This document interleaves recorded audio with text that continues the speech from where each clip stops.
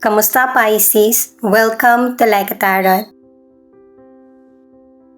Alamin natin kung ano ang swerte na darating sa iyo sa mga susunod na 6 na buwan.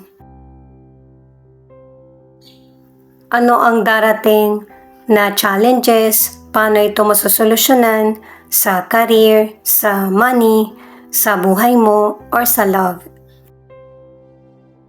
Paalala para sa mga bagong viewers na ang reading na ito ay timeless reading. General reading, ano man ang edad mo or gender mo, kunin mo lang kung ano yung akma sa sitwasyon mo. At ikaw na rin magpalit kung si person mo ito or ikaw. At ito ang start ng 1 week reading mo. The Lovers in reverse, Page of Swords in reverse, Knight of Swords in reverse. Para sa ilang Pisces, pwedeng person mo ito or ibang tao na hindi nagkakatugma yung desisyon or naiisip nyo. Nagiging pagtatalo yung pag-uusap nyo kasi itong person na ito, manipulator. At saka, nakukutuban mo na din na hindi tapat itong person na ito sa iyo.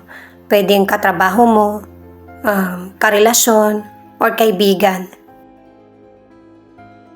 Nakadalawang cards na itong person na ito yung nagdadala ng trouble sa situation or buhay mo. Kaya may ilan na hindi ka kaagad makapagdesisyon kasi tinitingnan mo muna yung situation kung may pagbabago. Pasensya ka na sa sasabihin ko pero itong person na ito, kung ikaw maaasahan ka niya, siya hindi mo maaasahan. Makikita mo naman sa behavior niya or pakitungo niya sa iyo. Ang ilan sa career o negosyo, merong naiinggit sa iyo. Pwedeng kapamilya mo, kaibigan, or katrabaho. Na maapektuhan talaga yung damdamin mo pagkatapos ng magandang pakikitungo mo dun sa kapwa mo.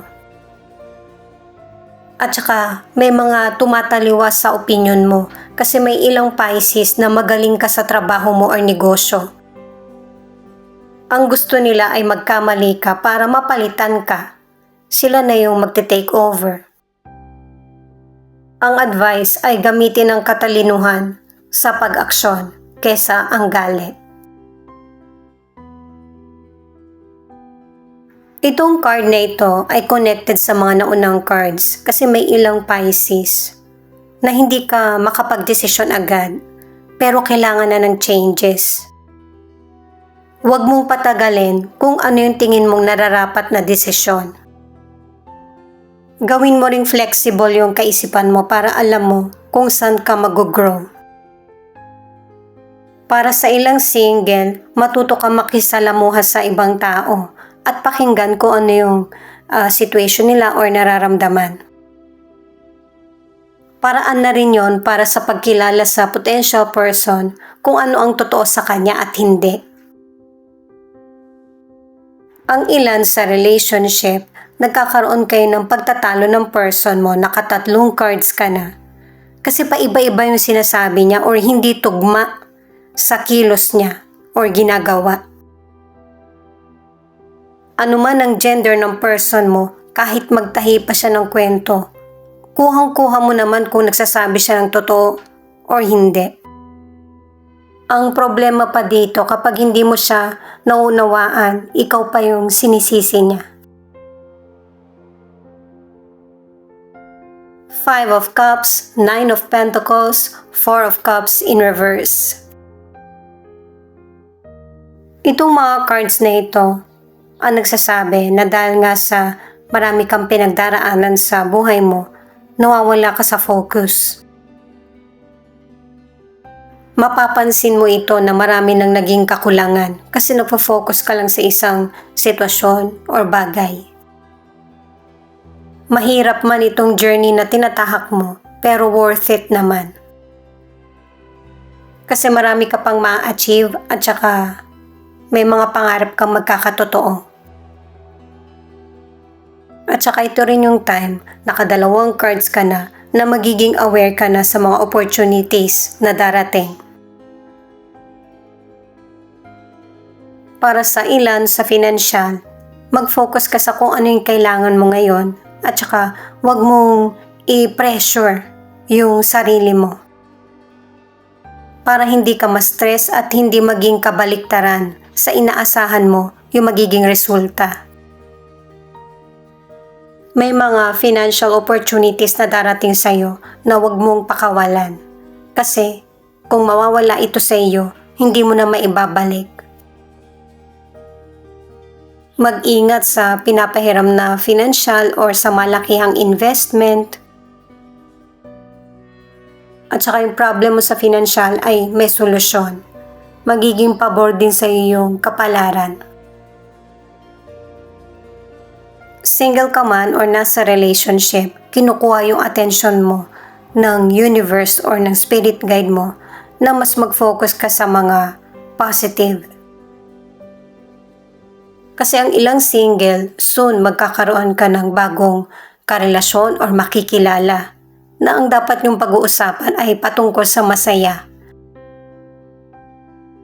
Para positive din yung sisimulan mo na koneksyon o relasyon dun sa potential person. Itong card naman na ito ang nagsasabi na unti-unti mong matutupad yung pangarap mo at saka unti-unti mong makakamit yung success sa buhay mo. May magandang pagkakataon na para sa iyo na wag mong hayaan na yung ibang tao ang maging dahilan para maantala yung mga gusto mong makamit.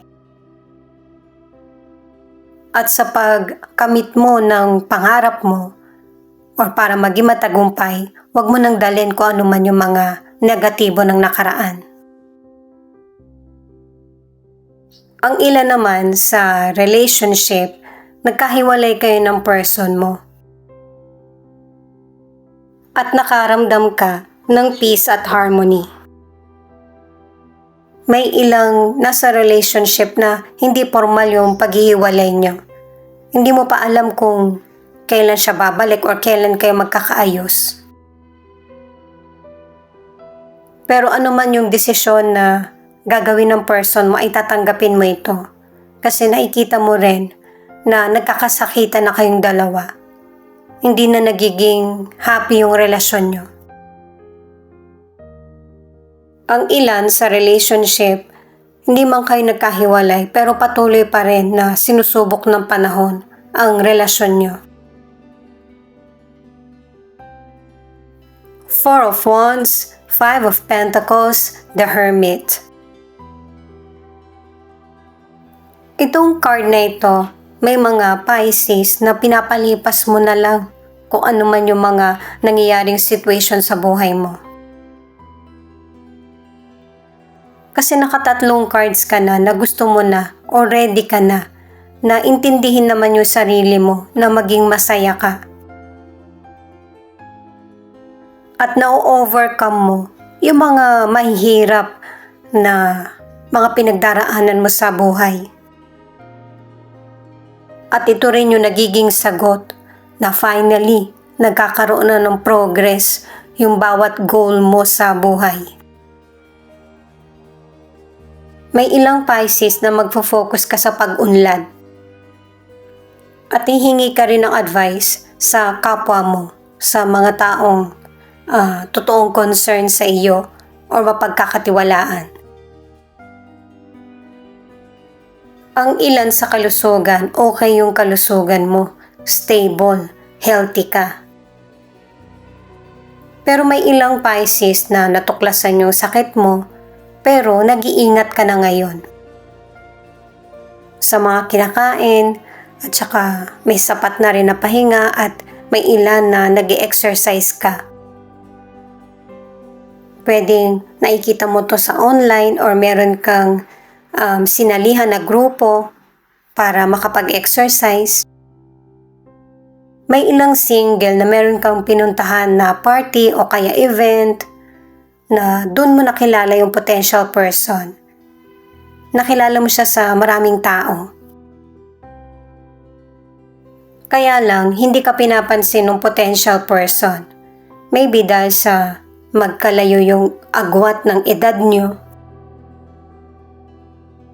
Or hindi naman kasi paikipagrelasyon ang intensyon ng potential person. Pwedeng patungkol ito sa trabaho, opportunities, o kaya sa friendship.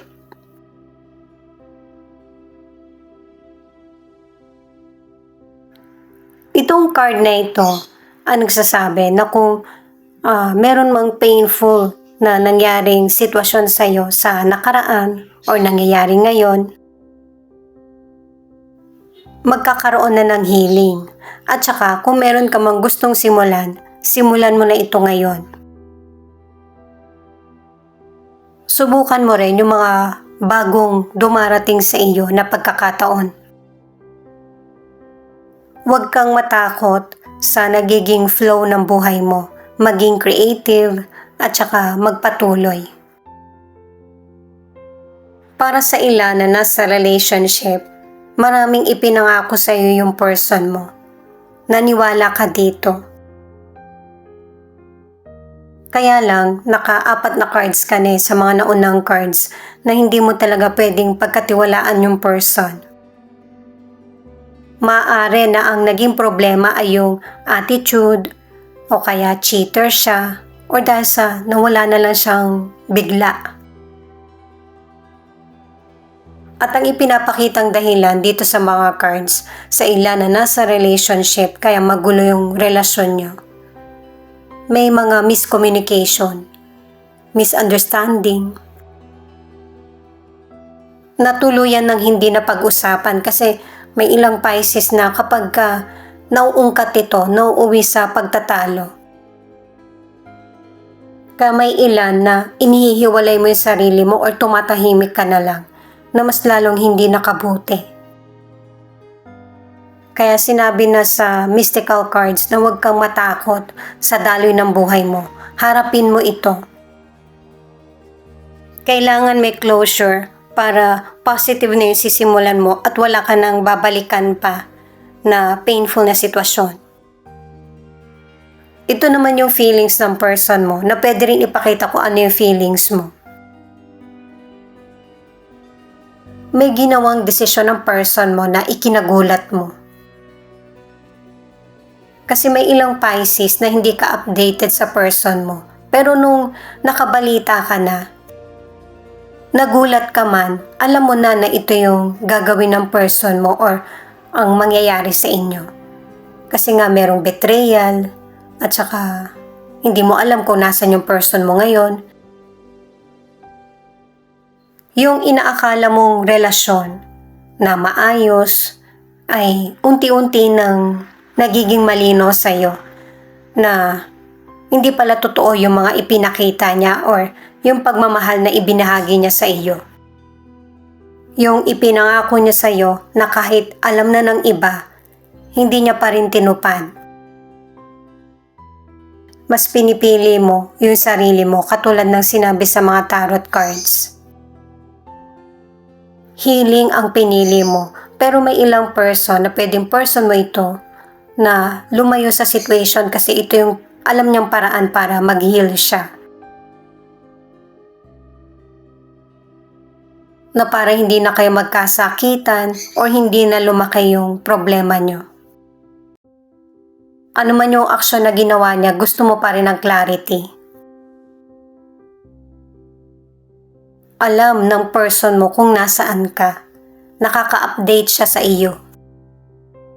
Hindi mo naman gagawin na magtago kasi wala ka namang kasalanan. Pero itong person mo yung hindi ka nakaka-update. At katulad ng sinabi sa tarot cards, yung person mo, kapag nagkausap kayo, wala kayong nabubuong solusyon.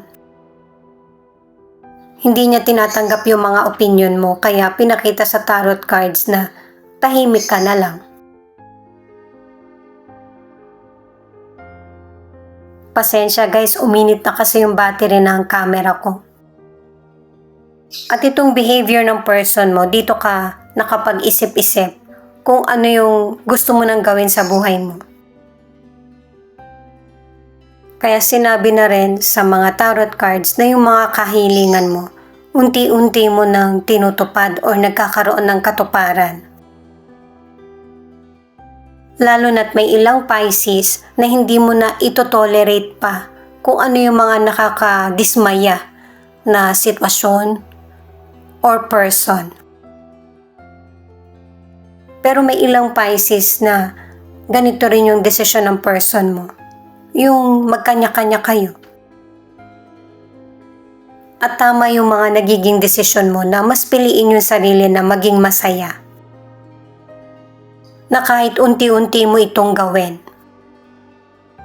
At saka nabanggit kanina na kailangan ng closure para tuloy-tuloy na makapagsimula ka na.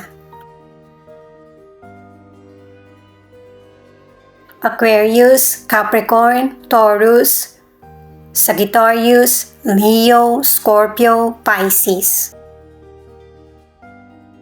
Yan yung ilan sa 12 zodiac sign na nangunguna sa reading na ito. Thank you at saka ingat kayo palagi.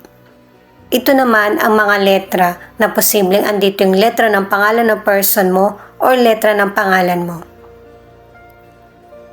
I, S, C, J, W, Q, N, L.